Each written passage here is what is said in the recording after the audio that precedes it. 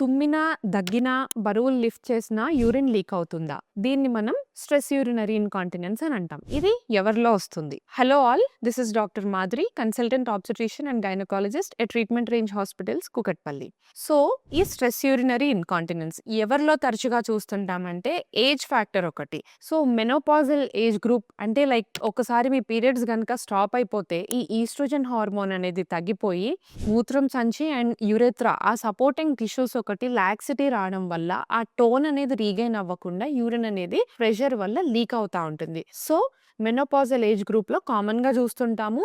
దో only menopausal age గ్రూప్‌కే లిమిటెడ్‌గా కాదు. And next thing pregnancy. ఇది ఫిజియోలాజికల్. ప్రెగ్నెన్సీ వల్ల ఈ గ్రావిడ్ యూట్రస్ వల్ల ప్రెషర్ పడి ఇది ఫిజియోలాజికల్‌గా యూరినరీ లీకేజ్‌కి కారణమవుతుంది. బట్ ఆఫ్టర్ డెలివరీ ఈ కండిషన్ అనేది మనము యూజువల్లీ అది రిజాల్వ్ అయిపోవటం చూస్తుంటాము. కొంతమందికి పర్సిస్ట్ కూడా అవ్వచ్చు. And other reasons repeated child births. ఎక్కువ మంది పిల్లలున్న వాళ్ళకి ఎస్పెషల్లీ నార్మల్ డెలివరీస్ అయినప్పుడు ఆ పెల్విక్ ఫ్లోర్ మజిల్స్ అనేది వీకెన్ అవ్వడం వల్ల or pelvic floor nerve damage గానీ, లేకపోతే పెల్విక్ ఫ్లోర్ మజిల్స్ ఏమన్నా డ్యామేజ్ ఏమన్నా ఉన్నా గూడా ఈ స్ట్రెస్ ఇన్‌కాంటినెన్స్ అనేది చూస్తుంటాము. అండ్ ఎడిటివ్ ఫ్యాక్టర్స్ ఏమవుతాయి? ఒబేసిటీ, అధిక బరువు ఉండడము, స్థూలకాయము వీటి వల్ల గూడా ఆ ప్రెషర్ అనేది రైజ్ అయ్యి యూరిన్ అనేది హోల్డ్ చేసుకోవడం కష్టమవుతుంది. And other than that smoking, tobacco, alcohol intake వీటన్నిటి వల్ల గూడా పెల్విక్ ఫ్లోర్ మజిల్స్ అనేవి లూజ్ అవుతాయి. అండ్ కొంతమందిలో జెనెటిక్ కాంపోనెంట్. సో, నార్మల్‌గా ఈ బ్లాడర్, యురేత్రాని సపోర్ట్ చేసే మజిల్స్ కనెక్టివ్ టిష్యూ అని అంటాం. కొలాజన్ టిష్యూ ఉంటుంది. సో, ఈ టిష్యూ అనేది వీకెన్ అయితే